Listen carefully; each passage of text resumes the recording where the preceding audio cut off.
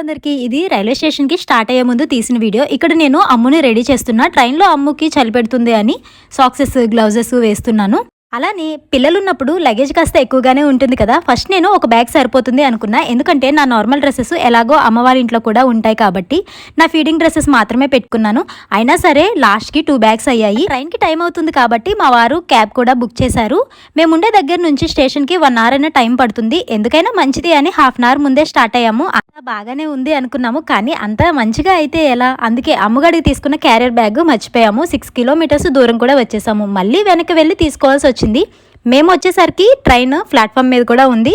ఇంకా సేఫ్గానే ట్రైన్ అయితే ఎక్కేసాము. మరి జర్నీ చేసిన లాంగ్ వీడియో అప్లోడ్ చేశాను. ఎవరైనా చూడని వాళ్ళు ఉంటే ఈ వీడియో కింద లింక్ ఇస్తాను, ఒకసారి చెక్ చేసేయండి. అండ్ వీడియో నచ్చితే కనుక ఛానల్ని సబ్స్క్రైబ్ చేసి సపోర్ట్ చేయండి. Thank you.